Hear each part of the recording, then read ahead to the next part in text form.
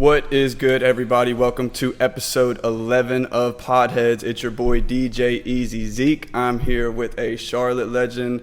He's honestly just an overall legend in the barber community. We got Tone Kutz, baby, the barber. Yes, sir. Welcome to PODHEADS, baby. Yes, sir. Appreciate you for coming on. I appreciate you for having me, brother. Yes, sir. Yes, sir. Let's dive in. We typically start here at PODHEADS at the beginning. So you're from Ohio, correct? Yes, sir. What part of Ohio? Sorry about that. You Cleveland, good? to be exact. Cleveland? Yeah. What high school did you go to? So I went to a few. So I went to John Adams High School. Mm-hmm. That's where I graduated. Shouts out to the Rebels. I actually went to Euclid as well. And I went to John F. Kennedy. So I bounced around a lot in Cleveland. Were you moving around a lot? Yeah, a whole lot. What kind of hobbies were you interested in at that time? Were you doing a lot of hair cutting, or were you doing sports or anything like that? I was really in tune with a lot of sports. So I actually liked baseball first. That was my passion. And then baseball actually went from it went from baseball to football. And then somebody tackled me, and I actually dislocated my elbow. Was this in high school? In high school. Dang, so was that the end of that for football career? Yeah, and I was like, you know what, let me Do something I might safe. not be gifted in this. Yeah. You know, so it was actually my older cousins, and they was playing basketball. You know, and one was around, so Hell yeah, shout out to N1. yes, sir. And so seeing them take basketball serious, I was like, man, I got a liking to it. So basketball became your favorite after the football thing happened, and then N1 was kind of coming up, so that was kind of like, all right, I want to do some basketball now. yeah, kind of hot sauce. Then you got Iverson. Yeah. You know, I think I fell in love with the crossover. It wasn't even about the scoring. It was the details of the game. And the swag that came with it, too. Yes, sir. I remember Iverson getting his hair done, like, in the middle of a game, too, or twisted or something like that. Mm-hmm. When did you become interested in cutting hair and becoming a barber? Was that through basketball, or was that something you always kind of took an interest in outside of that sports world? For me, I believe that it was, like, always in me. Like, I always, seeing haircuts, I had a vision first. So I always would, like, see guys' cuts like, man, like, if I could just put a nice blend on that, or if I can get better at lining someone's hair up. But I just was like, it wasn't the thing to do growing up. You know, back when I first started, we did $10, $8 haircuts. Yeah. So, like, it wasn't as broad as it is now. And for me, I was like, man, you know what? You know, I ran away from it. I actually went to a plan B. I said, hey, I'm going to go to nursing school. I'm going to do something, then maybe cut on the side, you know. So you were into basketball. You were always keeping an eye on the haircuts and stuff like that, and that kind of sparked your interest in it. Yes. Who was the very first person that you initially cut their hair? Did you have to go to like a certain class, or were you watching videos, or how'd you really get into it as far as starting it as a job? True story, man. So my dad, he used to cut our hair. He wasn't a barber, but you know, he did a decent job enough to have us look decent. Yeah. And my brother, I don't know what it was. He was like, man, I don't want to go to dad anymore. I want to go to you. I want to try you out. And what happened was he loved Kobe Bryant, so he would get an RP to Kobe. He would get just a one all over. Mm-hmm. So he gave me an opportunity. He just let me like play in his hair, Facts. tear him up. So I gave him one of the sharpest lineups. Like it was so sharp that he had like blood. Dang. I scabbed him, so he had like a blood lineup. Yeah. And I thought that was cool because he gave me an opportunity, and that was the first time I ever felt like crying. Yeah. About barbering. I'm like, man, I don't want to. And I think that's where my drive come from. That I don't want to just give anybody anything when it comes to their image.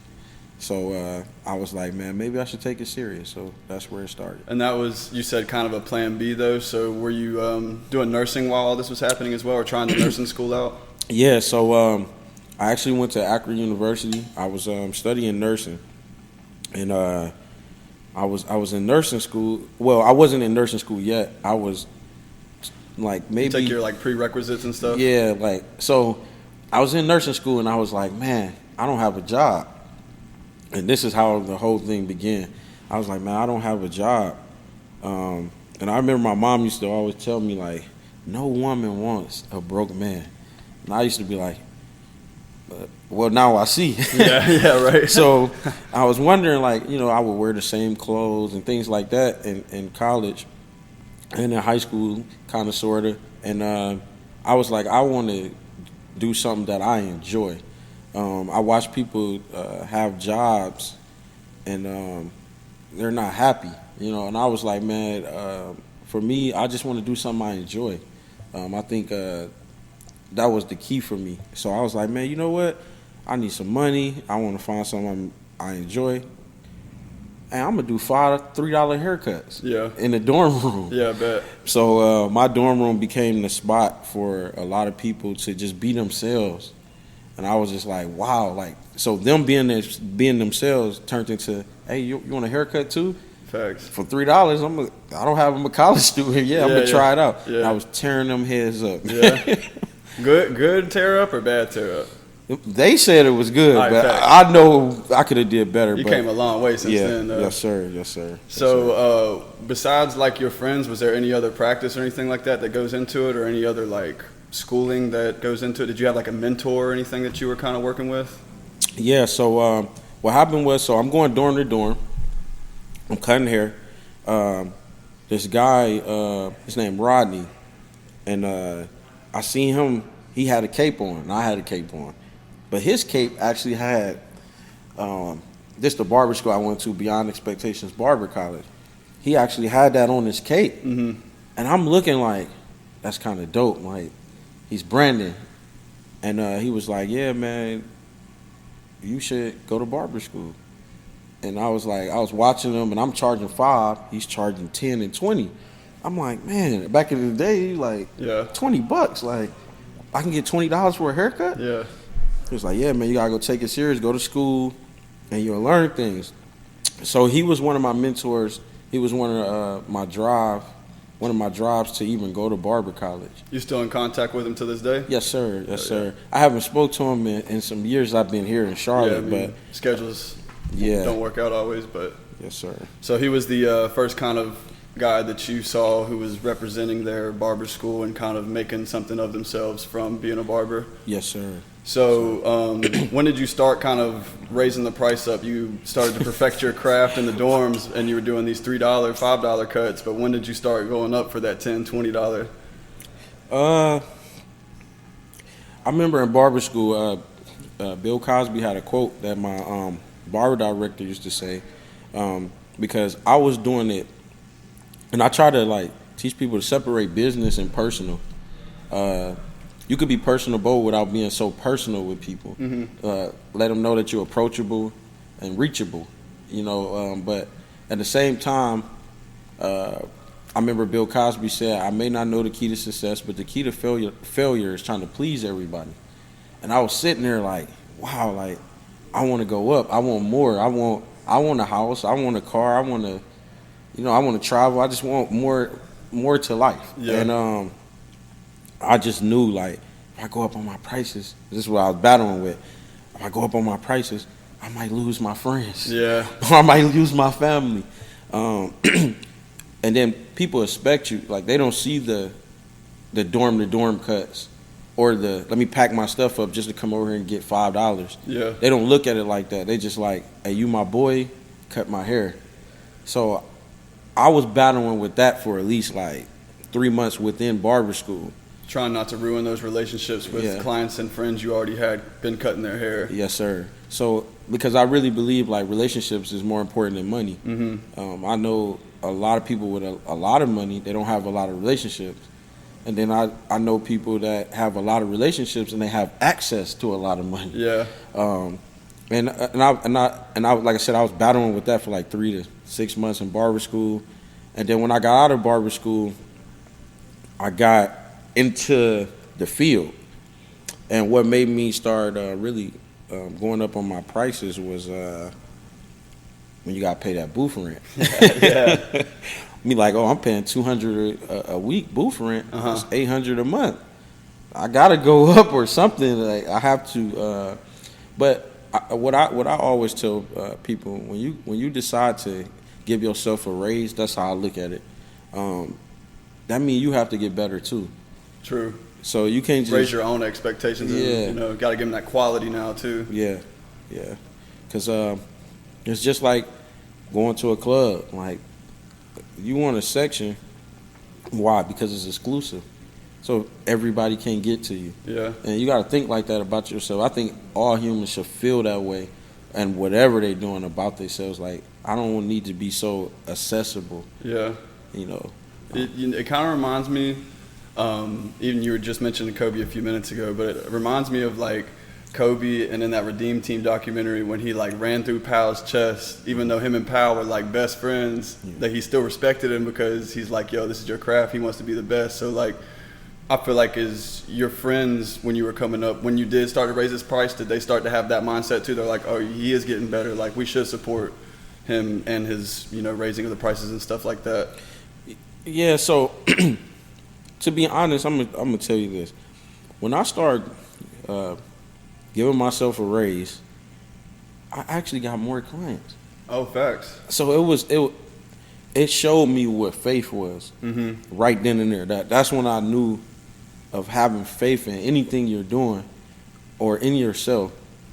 That's when I knew that's what that is. Yeah. Because I went up on my price and I actually started getting businessmen or people with their own business that understands business. See, a lot of people don't understand business, so they come in it blindly, and they sometimes they have entitlement, or they feel like you owe them this much, which is also cool because business is business. But yeah. I actually got more clients raising my prices, to be honest. How did you get that first barbershop job? Was it a connection that you had, or was it just something you kind of stumbled across? Was this still in Akron at the time? Yeah. I try to stay as humble as possible when I speak on a lot of things. For me, it was just more like my name was buzzing. Like I said, I was playing basketball, hoopers, no hoopers. Yeah. Were you doing like pickup and stuff around? Yeah. Pickup. I was traveling, mind you, no car. Just let's get this in our heads. Like, no car whatsoever. I'm in Akron University. I'm cutting the Kent basketball team. I'm cutting the Akron basketball team. I'm cutting guys from CSU, Cleveland State, and Dayton, Ohio. Like I had no car, and it's like. How were you commuting to these places? Oh, so you got to do what you got to do. Hey, can I borrow your car for a good second? I give you gas, or And shout out to the homies. Oh man, those was the days, and I really appreciate them believing in me, bro. They don't realize how far that goes, though, bro. They do not realize. Yeah. So those moments, and I had some good. I tell people, you cannot win the championship without a team. It don't matter who you are, how good you are. You're not winning the championship without a team. Yeah. People see Serena Williams, but they don't see the people that prepare her to be herself. Facts. And that's how I looked at it, man. I had people that would let me share their cars with me, feed me, let me stay in the dorm rooms. I slept under people's dorm room beds before. But all of that was to prepare me now. So, like, when I have clients and they go through different situations, I can be relatable. Yeah. People look at barbering as just cutting hair, but it's really image consulting. You're building an image. You're helping them be the best image that they can be. You can take someone's ego from like the lowest and like their mood be at the shittiest, and you come out with a fresh cut, bro, and it's a completely different ball game, man. I don't want to say this, but I am gonna say it. I done seen some guys that I really had to create. You molded it. Hey, this was like you creating a player or NBA. Yo, I ain't never looked at it like that, but that's funny. I had some guys that I really had to really get in my bag. Yeah.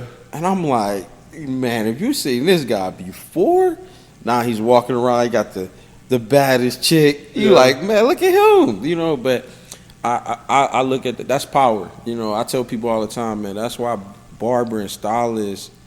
It was a time where they weren't giving barbers as much, but the people credit they deserve. No, seriously, man. They kind of like with producers as well, like behind the scenes with music, like barbers and producers are getting a lot of credit now because that's really a lot of the work that goes into like you said with people's haircuts and stuff. You molding them into who they are pretty much. So. No, that's true. That's true, man. So yeah, man, I do that a lot. I do a lot of creating, and then for me, man. Those humble beginnings really prepared me to who I am today, man. The way I visualize, like I view things for myself. I don't look at things like, man, I can't believe it. No, I knew, like, in my brain, I really be like, opportunity is coming. It's the preparation for opportunity that people forget. Mm-hmm. Like your opportunity, your day, whatever you're trying to do, that day will come. Are you prepared? That's powerful right there, bro. You do have to be prepared because that's one thing is like some people just assume that opportunity ain't ever going to be there, so then they're not preparing themselves, and lo and behold, day shows up and they're just fumbling the bag pretty much. It's a missed opportunity. Yeah. So you were speaking on different clients and stuff, and you were raising your price. Did you ever start to get any like kind of difficult clients that were hard to work with or anything like that, or was it pretty easy going as far as dealing with people goes and like what choice of cuts they had? Did you ever have a cut that you just were like, I'm not really feeling that, bro, or it was too much for you to handle? Let's see. I literally, believe it or not, and I'm telling y'all this now, y'all see the finished product, but every cut I have started, I have been nervous. Every single, like even till this day? Every cut, because I'm human. You're going to go through different emotions. Because you're like, okay, you're in your head. Like, man, will he like this if I do this? Or do he like that? But for me, I had to learn, what do you really compare yourself to? I don't compare myself to no other barber. And that's where you mess up at. It's kind of like comparison is the thief of joy. There it is. And that's where I think a lot of us go wrong. Like, just try your best. Like, if your best is not enough for him, it's cool because there's millions of barbers out there, right? And I'm just speaking from a barber's perspective. But just try your best. And if that don't work, guess what? You can keep trying. I tell people all the time, I literally believe that it's so many barbers that's better than me. It's so many. But it's the professional image piece that people forget. It's the relationship piece. I look at my clients as brotherhood. Yeah. So I'm bringing in family. And I think that's why a lot of times they return. Now, granted, I do got to do the work, but I done been places I'm like, man, that barber is fire. You know what I mean? Yeah, yeah. But they be like, no, but I like you. And I be like, why? Like, go to him. You see his cut? But I understand now, like, man, it's it's bigger than just giving someone a haircut. Did you ever do like business cards or anything like that before you got into like the actual shop when you were in the dorms? Were you doing any like self-marketing and stuff? Let's take this time to give him his round of applause. Yes, that's the piece, man. Like, I think, when people see the clients I have and the people that I'm around, they really think it was abracadabra. Yeah.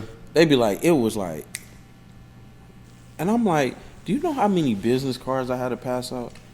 I probably passed out 7,000 business cards. You know what I'm saying? Like, throwing them in dorm rooms, going to every place I have been to around the United States, and I have been to at least 35 states. Yeah. Passing out cards, letting them know my name, letting them know what I do. And then it's like wildfire after that, because then your referrals is everything, And to touch back on what you said, man, about joy. Comparison is the thief of joy. Comparison is the thief of joy. So I got this saying, right, that's like, learn to everybody wants to serve. Like, they think it's time to just get in there and serve. But what do you do before you serve? You add an O and a B, and you observe before you serve. And I think we forget that part. Like, just observe and learn from different people. Mm-hmm. Like, I would sit in barbershops. They don't even know I'm a barber. I watch if they greet me. I watch if they care about me. Mm-hmm. And that's going to determine if I'm even going to get a haircut. I go in there and sit there, don't even say nothing. Just be on my phone. Get a haircut. Then afterwards, I tell them I'm a barber. Thanks. They be like, oh. And I'm giving out too much tea today. It's free 99. Y'all can have it. Free 99. So this one guy, Cole Barber. I can't say his name because I can't say his name, but he's Cole. And so I seen he was doing classes. I'm just giving y'all some tea. This is how you.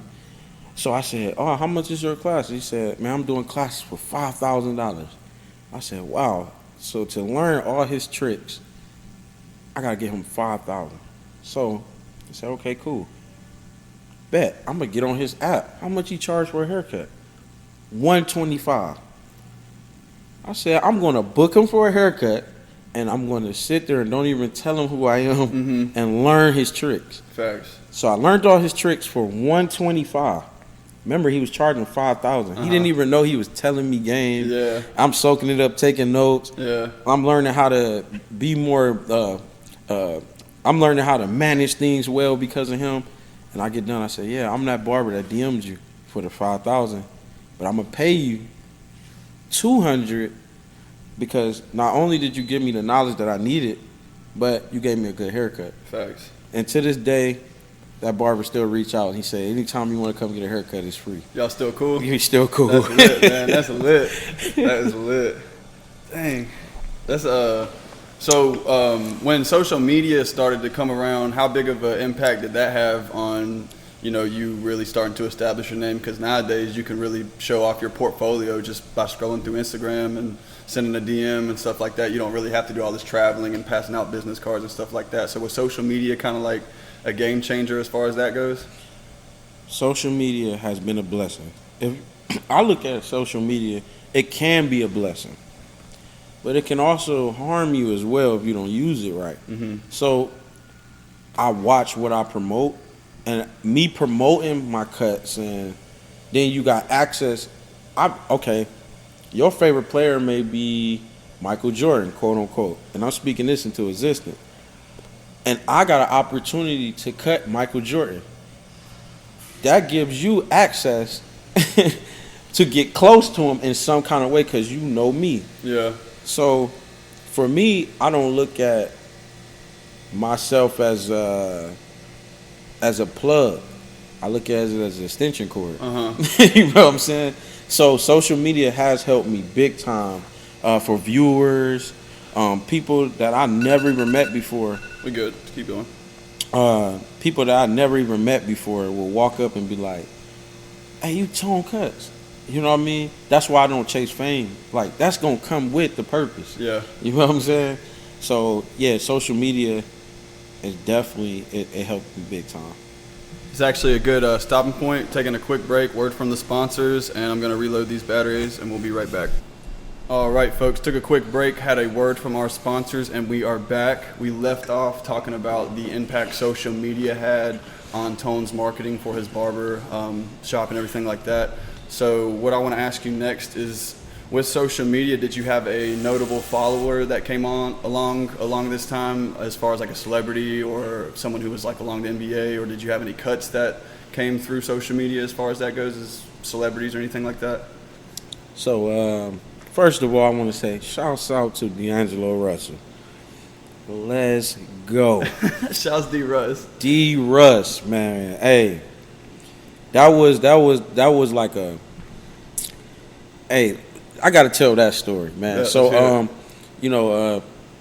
D'Angelo Russell was the first actual like celeb, if we using that I actually cut. Yeah.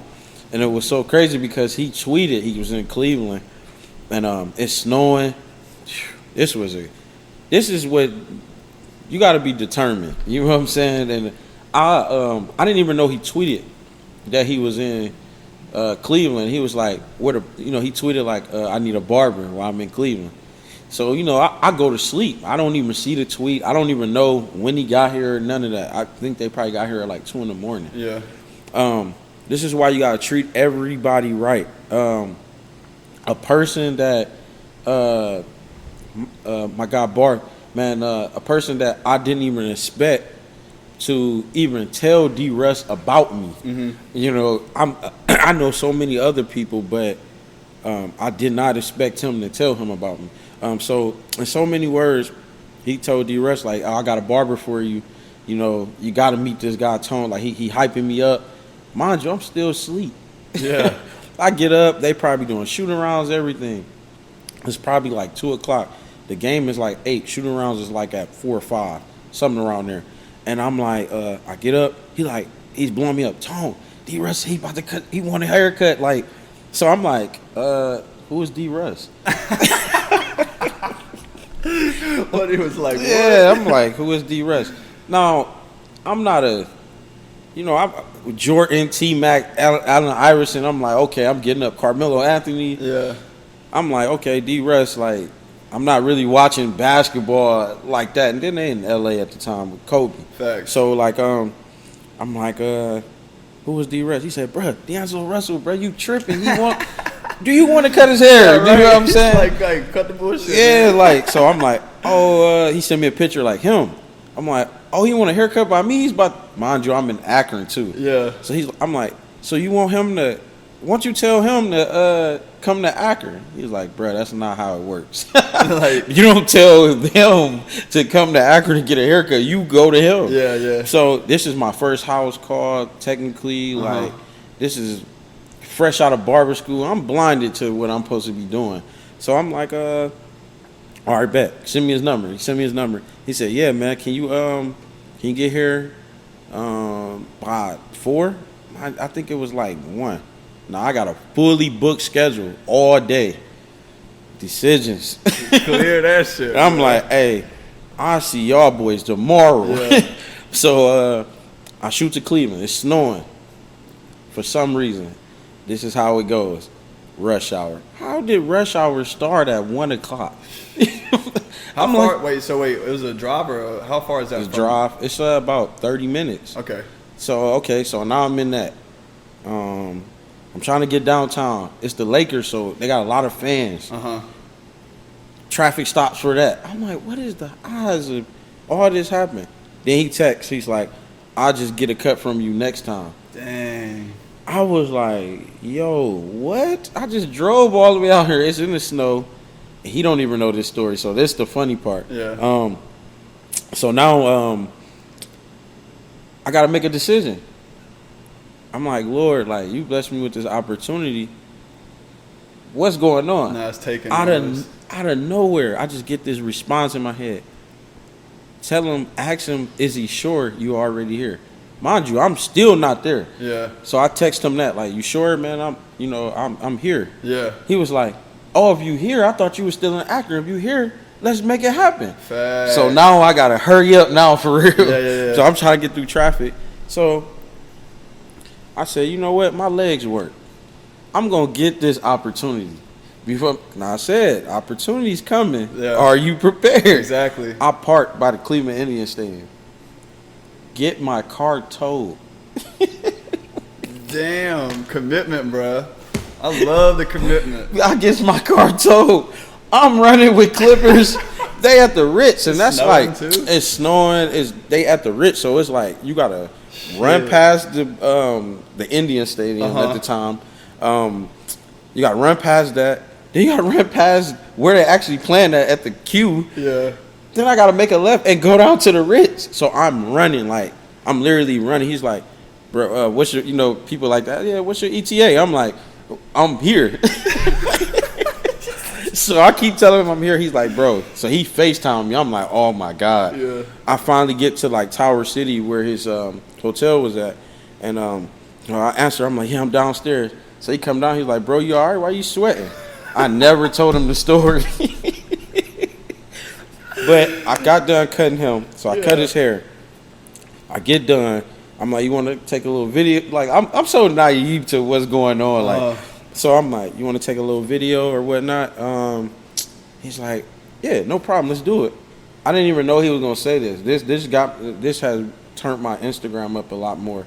He was like, the best barber in Cleveland. Support that boy. Ooh. I was like, yeah. Hey, look, and when he did it and gave me back my phone, I couldn't believe he said it. So I'm just over here just looking at my phone like, wow, you believe in me. Wow. Now this is where I really got a true love for him.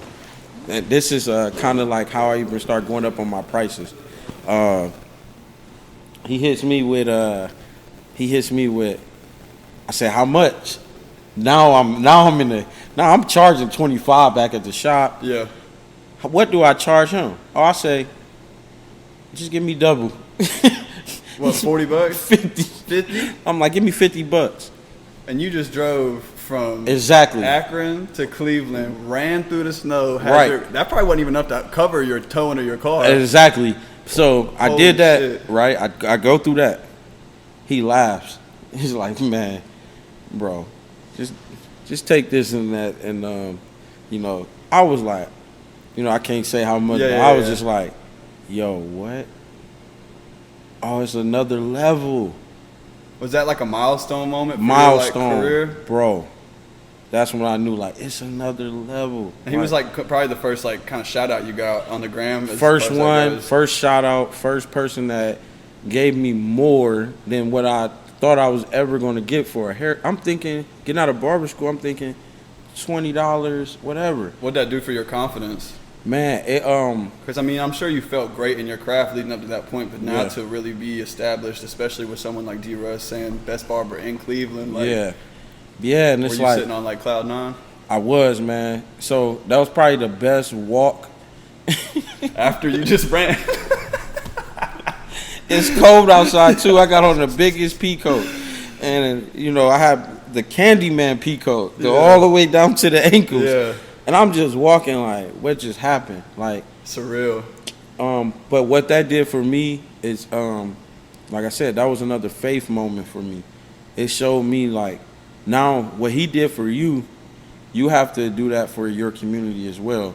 I always tell people the only difference between maybe the 1%ers in the world and the 99 is faith. It's how they feel about themselves is why they get what they get. And I learned that like over time, but that was a faith move for me. Like, hey, I didn't care. I was determined. I'm like, now you use that every day. You go in the shop or you cut somebody's hair, you be determined. Yeah. Because if somebody gave you rules and you work for somebody, you would go all out. Yeah. Now it's time to work for yourself. D'Angelo Russell, so he did give you the shout out, but did you start to see more athletes that came through Cleveland at that time to start hitting you up after he gave you that shout out? Yeah, so like people would like DM me and be like, hey bro, I want a haircut. I'd be like, what? Like me? How are you found? That's the crazy. I'm not reaching out to these guys. I may have reached out to maybe one or two athletes and they actually opened it, but I'm not reaching out to these guys. They are really DMing me, or it started going like wildfire. Once you in the game, hey, that's it. Because I always think like what, who you know will get you there. Yeah. But what you know will keep you there. Facts. So that's how I looked at it. Like, all right, now you in here. Now pour that into them. Show them what you can do. That's it. And it sounds like with you were saying having that faith, you got to like be willing to have or give up a sacrifice too, because what you gave up like a whole day worth of cuts. You was willing to just park your car in the snow and get it towed. Like you got to be willing to give it up really to take chance of those opportunities. That was the best free cut I ever did. Bro, that's crazy. So wait, you end up getting your car back and just heading back to Akron, or did you just end up staying in the town that night? Now watch this. It's the weekend. The tow company Closed until Monday or some shit. Shit, bro. So all the money I made, I had to get my car back. Yeah. So But at that point, I feel like it probably wasn't even really about the bread. Like I'm sure that was just a little plus on top of it. But that opportunity and the connection you had just built was some next level stuff. Plus, you said it felt like a milestone in your career too. Yeah. So, yeah. were you doing any other athletes as far as different sports goes, like football, baseball, anything like that, or was it mostly just kind of like basketball at this time? So it was basketball for the most part, and then I was already cutting like Akron University. Of course, that's where I was stationed at. Mm-hmm. Akron, Kent, people would just come all over. They was coming to where I was at, and I was like, wow, like I don't have to go to them. They would come. If you put in the work and believe in yourself, people will find you. You don't have to lose your mind to get to them. And that was, like I said, that was another moment where I learned like just believe in yourself and be yourself. Like don't go in a room trying to be someone you ain't. If you be yourself authentically, like people will come to you. And so different schools would come like after that. And like, I want to go to D-Russ Barber. That's what I was. Thanks. After that, it was that. And then I started cutting the Browns. And then once I cut the Browns, now I got both. Now I'm in the NBA world. I'm in the NFL. Then their friends know this person. Did things just start really happening kind of fast, like after that D-Russ cut? Real fast. And then I hit a brick wall because I don't like. It got to a point where like I think I was getting better, but at the craft I would just like keep doing the same things, same cuts. Then it got repetitive, and I'm like, I want to learn other stuff. I want to add more to my bag. You feel like you were losing interest at that point, or I definitely was. Motivation? I was losing a lot of motivation. I look at motivation as a motive, right? But inspiration means to breathe. That means like you have to make me move, right? I didn't have a lot of inspiration. I always had a lot of motivation. And then it's only a couple people that inspired me. You know, like in life, you don't get, everybody's not going to inspire you. But I always had motivation. Like, oh man, this guy just asked me for money at the gas station or wherever he's at. That's motivation. Like, man, I need to be more grateful. For sure. You feel me? So, but yeah, I was losing a lot of inspiration. Like I didn't feel like doing nothing else, and that's what I learned over the years. How'd you get through that brick wall? Going to watch other barbers, seeing that it's more levels. It's like, I hate to compare it to this, but it's like someone that said, I never lost a fight before. Well, you just haven't been in enough fights. You know what I'm saying? That's a good point. Yeah, it's like keep fighting. You're going to lose. Yeah. So that's how I look at life. Like, yeah, it's more barbers. It's more, it don't necessarily have to be barbers. It could be anything that can really make you move, that can inspire you. Like, oh man, you got a coffee shop?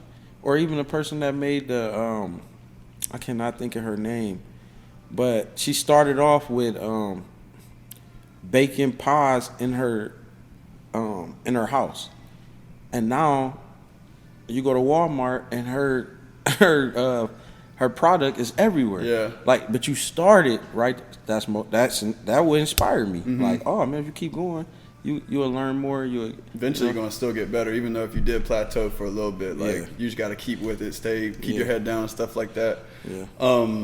So you did do, like, I've seen on your Instagram, I was peeping the Instagram over the past like little bit, trying to get some questions and some background as much as I could. Yeah. So I've seen you do a bunch of pro-ams, and you have said that you were hooping like growing up, and that was like probably one of your favorite sports, if not your favorite sport. Yeah. Were there any opportunities that came along in the basketball world from meeting some of these NBA players as far as pro-ams, or maybe just going to like an open gym or anything like that? Of course. That comes with it. I'm learning that like a lot of things just come with it. You know what I mean? Like, and you got to be able to accept those things. The pro-ams, like guys would be like, man, you hoop? And they think it's so funny, like a barber hooping. Like, you're pretty solid too. I saw, it'd be like Baller's Life on there when I saw your Instagram. I was like, I mean, like you hate to judge a book by its cover, but when you see anyone who says they can hoop, I hate to say it, unless they like, you know what I'm saying? If it's someone I know that hoops, LeBron James comes in and says I hoop, obviously he hoop. But just some rando walking up that I ain't really met before, I'm just gonna assume like, all right, bro, you saying that, but just talking. Yeah. But he got that shot too. Yeah. When did that start though, as far as the pro-ams go? I love hoop. I study it. Hooping is bigger than just basketball for me. From getting up at 6 a.m, you have to be determined. You know what I mean? You may not win every game. Everybody can't be the star. How do you shine without being the star? Like little stuff like that I learned with the details of basketball. Like this guy is just great at rebounding. Dennis Rodman. Robert Horry got more rings than Jordan. You know what I mean? Like people don't realize like the details. Everybody wants to be the star. And that's what's wrong with a lot of teams. When you been a man so long, and you know, like we was talking about, hey, it's nothing wrong with no one wins a championship by themselves. Yeah. That's what I love about basketball. So that's why I still go hoop. And I make other people better. I make my teammates better. I don't mind now. Like growing up, I had an ego thing like, this is my only opportunity. I got to hoop. I got to get 30 points. But I didn't realize like, if I would have just set one more screen and let him shoot, he a better shooter than you. It's just like sitting down that ego and learning how to build championship teams. That's why I still hoop. Yeah. Where's when did you start to kind of expand outside of like Cleveland and Akron and Ohio as far as just, you know, hooping or cutting hair? Well, it started, of course, Cleveland and Akron. Then I started traveling around Ohio. Actually going around Ohio gave me motivation to be able to travel. I was like, wow, it's more than what I see. Just in this space. Yeah. Now, mind you, it's still the Cabos of the world. It's still the LAs of the world. Yeah. But at the time, that was enough. That was my inspiration. Like, it's more. Then I went, what put the icing on the cake for me to travel the way I do now is I went to Panama City Beach, spring break. Hey, shouts out to PCB. PCB. So I went to spring break and I was just like to a lot of people, they was there, they was having fun. I was just looking at the water. Like, it was doing their thing. They like, oh, we on spring break. I'm just like, wow, I'm from Cleveland, Ohio. We got a lake. Yeah. You know, I can live like this. I can have the things that I want if I just take what I'm doing serious. Did that brick wall or that plateau you were talking about and the traveling, did the travel help get over that kind of plateau as far as just different cuts, different opportunities and stuff like that? Because you said you were kind of getting in a repetitive space. So did this traveling kind of open up the ability to be more, you know, creative or have more variations of cuts and stuff? Yeah, traveling showed me a lot, man. The history of barbering, it was guys in Rome. So you ever seen like the Prince of Egypt? You seen like the makeup and the wigs. I love that movie. Yeah, a barber used to do that. Like, people don't understand, like, knowing your history and your origin, no matter what you do, where it came from, the start. That's why it's important to study what you do. And it's been traveling barbers. Now watch this. This is my inspiration for sure. They've been traveling. They do your makeup. They do your hair, your wigs. But they don't have airplanes and hoverboards and cars. They was doing it on feet. Yeah. Talk about determination. Yeah, I'm like, they on feet. Hey, but you know about the feet though, because you put that car in park and ran through the snow, bro. So hey, don't tell them you ain't about that action. You know for real. So that's why I walk some days too. I have to, like, I always, no matter what I do in life, bro, I always have to be grounded. I always have to remind myself to be grounded, because you'll forget those things, you know, quick.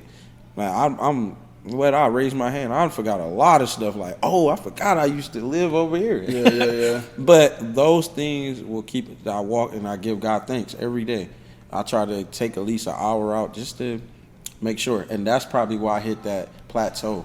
Because I wasn't doing that, you know, so wasn't staying humble. Yeah, I think I was always in a humbling place, but I just was just like, it was just moving so fast. Yeah, it was so hard to really realize what was going on. Right, so you said that you were doing like kind of a repetitive thing as far as the cuts go, but do you have like an actual favorite cut that you like to do, or is there just any cut that you like to do? As far as like, I mean, I guess every cut's different for real, but Yeah. you like doing like fades the best or like just a one all over because that shit probably the easiest or Yeah. You want to know the person or you want to know the? either. Okay. So my favorite cut is nothing like a ball fade. Facts. It's nothing, just the cleanness of it, the transitions of it. That'll really show you what you need to work on. Like, designs is cool, and I'm not knocking no. If that's your lane, that's your lane. But if you can fade and give a nice blurry blend, Yeah. I don't like. That's like everything. Yeah. You know what I'm saying? So, from Boosie to Nas, like that fade, like that was me. That's my lane. I love that lane. Now my favorite person to cut. My bad job, man. Hey, and this is no hate towards anybody. This is just his favorite cut. This or is person hey, to cut. I gotta go with Lamelo. All right, so now we really getting into some Yeah. names right there. So how'd you come into contact with him? Lamelo, determination, man. Uh-huh. You know what I'm saying? Snow is we in Ohio, man. That's why if I could walk through snow, I can do it. I feel like I can. What we doing? Yeah, right. Like, let's figure it out. We gonna get over this hump. Facts. But it was snowing, blizzard. Shouts out to Spire. My guy Rocket Watts, he hit me up. He said, "Hey man, I want to cut." Now, mind you, I don't even know LaMelo's on the team yet. Because he was doing some traveling, like he was in like Lithuania or I don't know where he was Yeah. at. They was playing overseas somewhere, and then Australia and stuff. So Yeah, and he's like, "Yeah, man, come cut." And I'm like, "All right, cool." I'm thinking I'm just coming to cut him. And like I said, I'm just thinking like I always think of the bigger picture. Like, man, these guys don't have a barber. They want a nice cut. They want to look nice. I'm building brotherhood. I'm older than you. I'm kind of big bro. So I'm be able to pour it. I'm thinking about what I'm about to pour into you. I'm not even thinking about, the cut exactly. So he hits me up. I come over there. I cut Rocket. LaMelo comes down the steps. Like, hey, I'm getting a cut too, man. And that's why it's so funny because it's like I have clients where it's just like, cut my hair. I'm like, that's it. I'm like, hey, bro, you're getting a haircut small. Yeah. Give me a hug. Give me a hug. Yeah, like you need a hug today, or like why you so what you going through? But you would think he's the barber because he's energetic, like 24/7. Like that's him. Like, LaMelo is. yeah, he's like, my boy Tone, what's up? Like Yeah. it makes you feel good before you even start. You like, Facts. so Yeah. that's how he treated me from day one. Like, Tone, what's up, my boy? Like that's just him. Yeah. And so Probably makes it a lot easier to go into man. a cut, bro. the environment and setting the tone, that's because that's me. Like I'm really him. Like you know what I'm saying? Like so it's really funny. Like I'm that person when I'm cutting people. What's up? I don't want to be like, yeah, that'll be $20. Yeah. You All know right, nice doing business. Yeah, that. So that's why doing that and being able to set that foundation, I created a brotherhood and a relationship with them where it's like, oh yeah, my boy Tone, like let me get a cut, and it's so deep. I never had his number after that. Like I just cut his hair. I was following him, he wasn't following me, and fast forward to today, I came here, I'm cutting hair, he gets drafted here. I'm like, wow. What are the odds? What is the odds of that? So Everything come full circle. Mm-hmm. So once he got drafted, were you still just instantly back into connection? You were like, bro, I'm in town actually. Like, what's up? I DM'd him, right? He Yeah. didn't open it. So I DM'd him, he didn't open it. They was in practice, and I believe PJ told me he was shout out to my boy P3. PJ Harrison? No, PJ Washington. PJ Washington, all right. P2, not P3. But they was hooping, and he said, man, who cuts your hair out here, man? And then he was like, oh, you probably already know him. He cut you before. So who? My boy Tone? He live here? And it just went. Damn. Then I went, same thing. I'm sleep. I love sleep. And I get up. I just see people like commenting like, LaMelo on your page. He comment like, hey, I'm going to need you. And the rest is history, man. Damn. So you start cutting more. Well, you already were connected with PJ Washington with the Hornets beforehand. The first person I actually cut here was Miles. Oh, Bridges. Yeah, and that was a story. I was standing next to him, didn't even know who he was. Really? I was on live and somebody was like, "Hey, bro, you know that's Miles Bridges by you?" I'm like, "Miles Bridges? Who is that?" And he was like, "What's up, bro?" But he thought I'm talking to him. Yeah. But I'm really on live, like, yeah, man, who is Miles Bridges? And I look at him again, like, this dude is kind of tall. So I get on Google, like, Miles Bridges. Oh, he just got drafted by the Hornets. Yeah. And this is when what was they? King James? No, Strive for Greatness. Oh, Strive for Greatness. When they was here playing against CP3. Yeah. So I'm with them. And Miles standing here, LeBron's over there. I'm like, hold up. I'm putting it together like Rich Paul's over there. I'm like, so Miles over here. So I just DM'd him right there at the game, like, hey, if you need a barber while I'm here, bro. Facts. Didn't think he was going to open it. He opened it and said, we can start today. Yeah. I was like, oh, let me know when you're ready. Hey, I walked from where they was playing basketball. I walked to his hotel. You've been pushing the feet everywhere, bro. You not lying. Boy, ready. Man. Yeah. You did you so you've been doing a lot of athletes and stuff like that. Were you kind of strictly doing athletes at this point, or just kind of not whoever, but obviously you had the price, whoever was willing to pay that price? Yeah. So after that, I looked at it like, once I got here, I knew what I was going to do. Like, I think people without vision will perish. You got to have a vision for yourself and your team, not just for yourself. Like, and I think like that. Like, if all of me and my boys are sitting together, no one should know who the boss is. You know what I'm saying? Yeah. I think like that. And because I look at people as people, and we human. We all trying to get somewhere and goals and ambitions. So that's how I thought. Like, man, when I get here, I'm going to pass out cards. But the first thing I need to do is, since Instagram is hot, let me promote Charlotte. So I started putting location Charlotte. I'm here, pass out more cards. Meeting guys at the basketball courts, outside, inside. Man, I was just doing what I had to do. And before you know it, man, I'm booked. Established. Yeah, I'm like, wow, like. How long do you think it took when you do move to? Because is this the only other place besides Cleveland that you lived? Yeah, lived for a good period of time. Yes. How long does it typically take for like a barber to like kind of like build up when you have established yourself in a different area? But I mean, I guess with the athletes, it kind of helps out though too, because once you get that establishment with one person on the team, they definitely put on with everyone else. But is it difficult when you move to a different city to kind of start? Does it feel like you're starting over in a sense? It definitely. I really went through every emotion. I moved here when I came here, I was at a low point, but I was determined, and I think like without determination, who knows, but I know what quitting do. Like we could just quit, like that's the end. But you don't know what success feel like unless you chase after it. Until you taste that. Yeah, so it's like I was like, no, man, it just took me like 4 or 5 months. Probably the first 2 months I'm like, man, I gotta do this all over, pass out cards. But location is everything. I started at the mall in Northlake. I was cutting there for like 2-3 months. Pandemic happened, and I was determined, man. I went back to Ohio, still cutting at the shop there. Then I come back down here, and I was doing that for like 6-7 months. Yeah. And then before you know it started getting hot here. The pandemic started lifting up, and people started rushing. I mean, after Lamelo, it was like, oh, he cut Lamelo? Yeah, he got a crazy following too. I'm sure it did go crazy after that. Yeah. We're going to take another quick break, folks. Word from the sponsors. We'll be right back.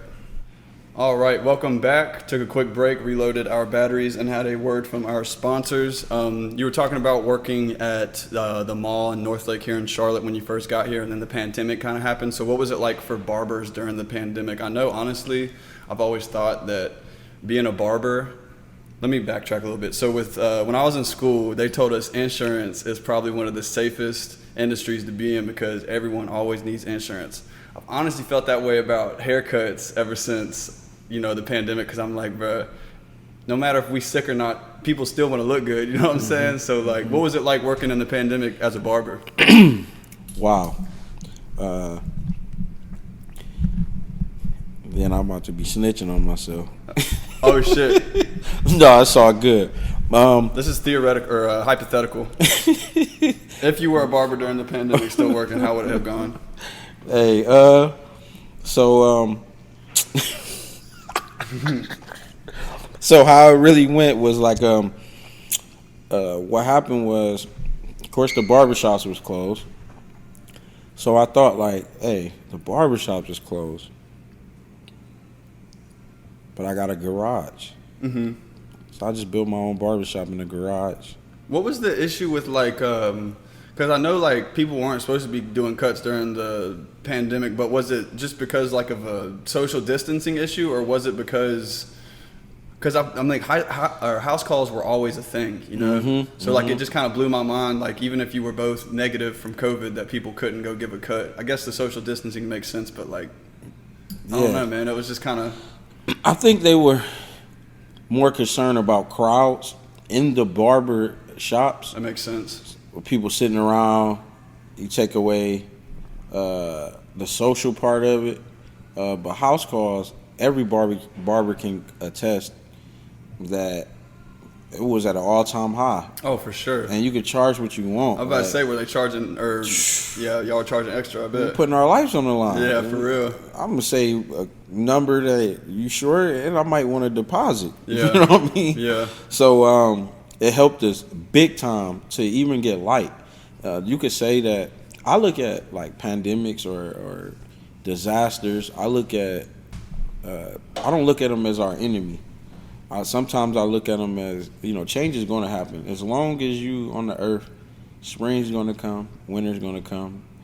Change is going to happen. So I feel like it helped us, because then it will give us light, like, oh, he's doing a house call.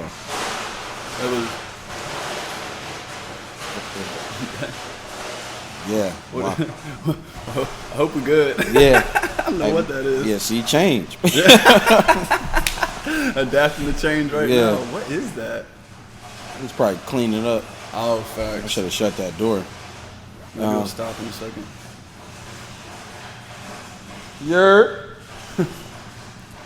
I think it's about done, hopefully. I don't even know. I might go click. Yeah, he's cleaning. That's the ice machine. Where's it at? It's like right around that corner. Oh. It'll be done in a second. Oh, yeah. Hopefully. Unless they just getting like... crazy amount of ice. Ice for the cookout. You know what I'm saying? Yeah, he got a sore ankle. Not the sore ankle. So we were talking about the pandemic and stuff, but you said it really kind of helped barbers in a sense, just because y'all were able to kind of start charging what you want. Mm-hmm. You were getting an all-time high as far as house calls go and stuff like that. Was it easy to kind of transition back into going, back to normal as far as when the pandemic ended and stuff like that? Now that you kind of had established a bunch of house calls and stuff like that, I'm sure business was really, really booming once everything opened back up. Yeah, it was kind of, I think, really, I can only speak from my personal experiences. I think mine's really went all the way up. I started getting clients from everywhere, and then they would say, I'm not trying to come to the barbershop, I'm trying to get a house call. Yeah. They didn't mind paying the premium. And people like their privacy. For sure. Sometimes going to the barbershop, and sometimes everybody just don't want to get around people they don't know. Yeah. So it definitely helped us, like I said, and it definitely was a blessing. But yeah, man, that was a different experience that we gotta live and tell our children. It's crazy because while it was happening at first, motherfuckers really didn't think it was gonna turn into like an historical thing. But now looking back, like, man, that was the only pandemic I ever been through. Hopefully, it's the only one we ever have to go through. For real, man. That shit was pretty hectic. But it sounds like it actually really helped barbers, which is actually phenomenal here. I was curious to see. I did have a couple friends that were cutting hair at the time. But they were always kind of iffy about house calls and stuff like that, because they were potentially about to lose their license. And, if they were working at a barbershop and someone that they worked with found out or whatever the case was. So shout out to the barbers willing to sacrifice. Hey, because that's what we can full circle back to. You were willing to sacrifice. Yes, sir. And that really helped out. You said it really took off after the pandemic. Yes, sir. I'm going to go ahead and get with some quick hitters real quick. So we got Mount Rushmore and we can do this a couple ways. I know you're a hooper. So we're going to do Mount Rushmore of hoopers, but they have to have hair. Okay. And it's not that you like their hair, but it's their game. And MJ probably out of it unless you want to go like rookie MJ. But even Kobe, when he turned to 24, he might be out of it too because he was Kobe Bean then. Yeah. Froby can be in it. Froby. Okay. So Mount Rushmore. So you get 4 picks. 4 picks. Basketball players with hair. With hair. Who are your favorites that you're putting up there? And all time. All time. Woo, with hair. So is it about their hair? It's not about their hair. Okay. It's about their game, but they have to have hair. All right. After this, we can do Mount Rushmore players with hair that you fuck with. Okay. Brandon Roy. Ginobili. Ooh, yeah. Man. They forgot about how good he was. Hey, I'm a Tim Duncan fan, but I know about them Spurs, baby. If it weren't for him, for a lot of them finals, they would have been in trouble. Hey, I got a good one for you. Steve Nash. Ooh. Come on, man. These are some curveballs, man. Yeah, I got another one for you. Dirk Nowitzki. Okay. I ain't gonna lie. You put 3 white boys up there, bro. I wasn't expecting it. I was hoping for 1 slot for us, but hey, that's 3. I like them because of what they bring to the game. Facts. With hair. Facts. So did you have being from Akron, were you a LeBron or a Jordan guy? Or not from Akron, but from Ohio? Ooh, that's controversial, huh? I'm a Jordan guy. Jordan, I think what people don't realize about Jordan is Jordan will be first team NBA, defense, and still win a championship, MVP, and all in 1 year. Yeah. And then whatever you told him that he couldn't do, he did it without all the machines that we got. So he's going in there, lifting, squats, push-ups, and building the frame that he got. Bro, do you know how tough that is? He wasn't born. No, I feel like LeBron literally probably been, with the exception of maybe 20 or 30 pounds, he's been about the same size his whole career.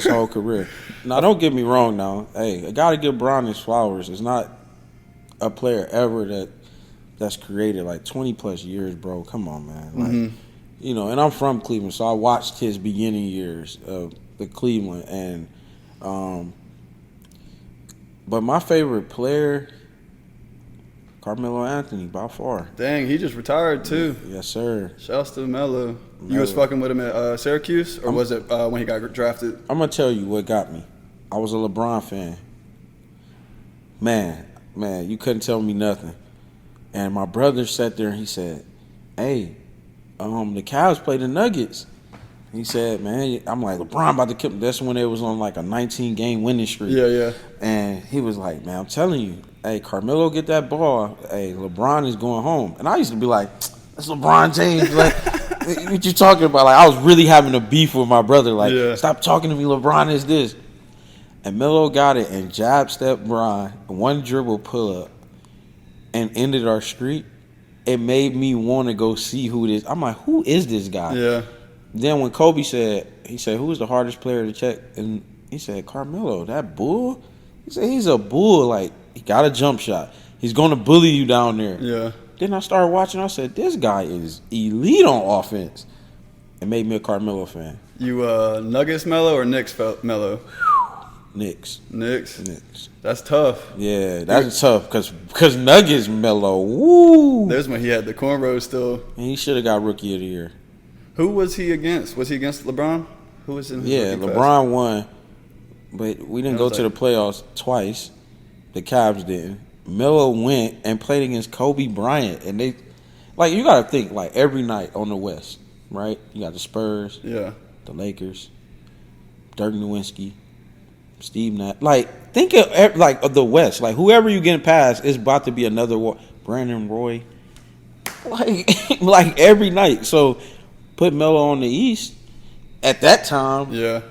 He'd probably do the same, if not more, than what LeBron was doing type shit. No, facts. I'm not gonna compare him because I get backlash. Yeah. But you know, LeBron, he's a good player, man. I gotta give it to him. For sure. Give it to him. I mean, he all right. Just kidding. Just kidding. Look, Yeah, right. I ain't say it. Nah, he definitely the GOAT of our generation, in my opinion. Mm-hmm. But all right, another Mount Rushmore. Since you said those are your 4 favorite players with hair, but let's talk about 4 favorite hair on players, like 4 favorite players that have the best hair in the league. And this could actually, we can go anywhere. You can go celebrities too.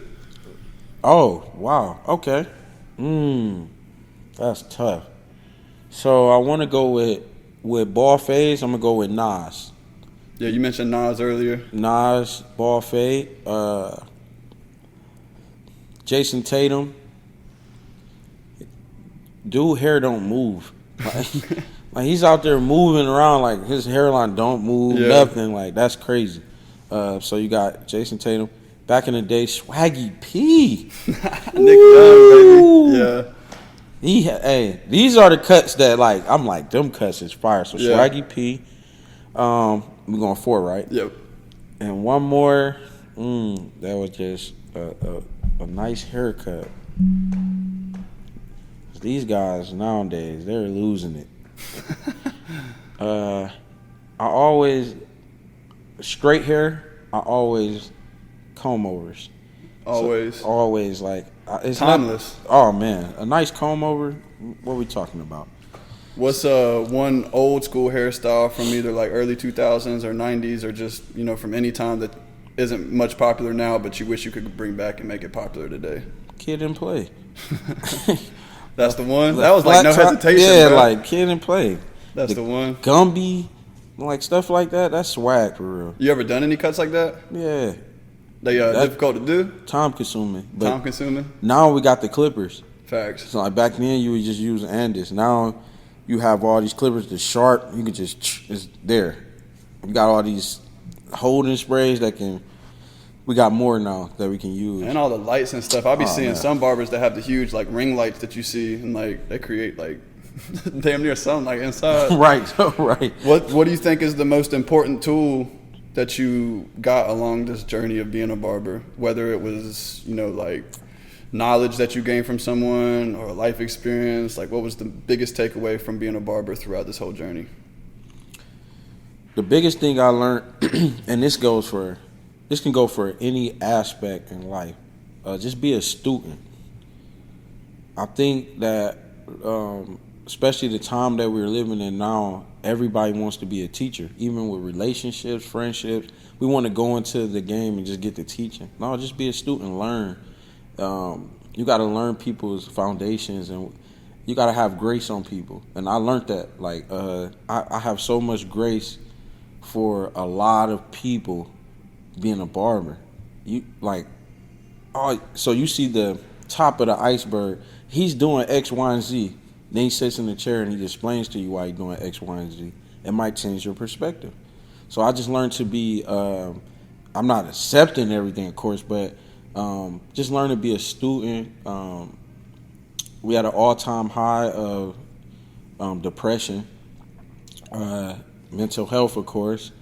You feel like that's a big aspect when you are a barber too, because you're not only cutting someone's hair. There's potentially someone who's going through a crazy part in their life, and this is going to make them in a better mood. But they're probably also kind of opening up, telling you why they're feeling this way and stuff like that. So you feel like you have to give some sort of therapeutic advice a lot of times when you're cutting hair. Not every time, but you got certain instances where I'm sure. Yeah, of course. Like I had to learn that I'm a battery pack, and a lot of people just hook up their jumper cables to me. You feel what I'm saying? Yeah. And I give them that, So my problems sometimes have to go away. Or not so much go away. I'll be like, well, I can overcome this if he's going through that. Yeah. Even females. Females come get a haircut as well. And sometimes they just want to vent and just want to, open up. Someone to listen. That's it. That's the biggest piece. It's being a student. You can always learn. That's the whole. I tell people you can learn a lot from people. You can learn what not to do. Yeah. If you just if you just observe, you know what I mean? Sorry about that. You good. But that's the biggest thing I learned by being a barber, man. Just learning, man, and being able to be an ear and use my eyes and ears and not so much use my mouth. That's why I like pause. But that's why that's why this is kind of therapeutic for me. You know, being able to, so people see it from a barber's perspective, like Barber's point of view. it's like, you know, that's because sometimes they don't see it from our perspective. They don't see the 8 hours I may have stood. I may have did a whole shift and then came and did your house call. So that's why I may have to charge a premium, or they don't see it from that. They like, well, it only take this long. Well, I had to pack my clippers. A little part of the day. Yeah, like I might have to run in some snow for you. You know what I'm saying? And that's why, like, I'm always two things. So student and faith, man. Believe in yourself. I don't care if you mop floors. I don't care if you paint houses. Just be the best painter. Believe in yourself. Humans are so talented, but we talk ourselves out of a blessing. The blessing be right there. Like, because blessing is not a look, it's a feeling. You can feel blessed, but you don't. Who looks blessed? I mean, people be trying to look blessed. They be trying to look blessed. But inside that apple, it might be a worm. You know what I'm saying? Definitely. It's shiny, but inside it might be a worm. But a lot of people, I believe, they really be hurt deep down. So they come to me, and if I'm a student ready to learn, and I'm able to share my faith, I think we'll be, we'll be a better place. And that's not to be cliche, but that's beautiful right there, honestly, man. Because, like you said, not everyone's thinking about what you just had to go through to get there, but you about to really just either be the advice that they need to hear or the ears to listen to what they got to say. Not everyone even listened to the barber, but to get some insight from you today has been a blessing. Honestly, we sit here talking about blessings and everything, bro. So I can't thank you enough for being on here and sharing everything that you told us. It's been a phenomenal episode. Is there anything else? Anybody you want to shout out? Any brands, anything like that you got going on? Any side hustles that you want to shout out? Yes, sir. So shouts out to Purpose Chasers, the brand, known purpose. I'm coming soon. I'm working on a nice clothing line right now. Any socials for that or anything like that yet? Yes, Known Purpose is the social. We'll put the link in the description. Yes, sir. And me and my boy, Heights boy Quan. No, I'm just playing. My boy Quan, that's an insider for him. All right. But me and him, man, we just want to get people to find your purpose of living. I think the only time you depress is when you try to impress. And because we're not impressing others, we're finding our purpose for living, which is to inspire. I think that is helping our communities. I always think, like, what can I leave here? A lot of people find something to live for. I found something to die for, and that's my purpose. And so that's the brand. We got different quotes on there that may lift your day up. We didn't do it for money. We did it to be able to inspire. You may be going through something, you can look at your shirt like, wow, I do got a purpose to be here. Yeah.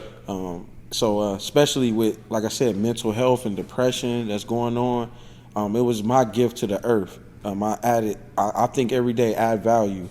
So that's what I'm doing. So Known Purpose, Purpose Chasers, my clients, my brothers, my family, my guy. Hey, you know what I'm saying? Shouts. So that's basically it for me. You got any last questions? Everything? I think we hit your whole story as far as I know. I definitely want to have you back on so we can definitely talk about a part 2 for sure. And if you end up starting the podcast, we're gonna get working on that as well. So. Podcast coming soon. Yeah, stay tuned. We got some things in the work right here. This was not only an interview or an episode of Podheads. This was a business meeting, and y'all just got it on film. So yes, sir. But yeah, this has been episode 11 of Podheads with Tone Kutz, and I'm your host DJ Easy Zeke. Man, it's been a good one. Stay blessed, and y'all have a great day. Yes, sir.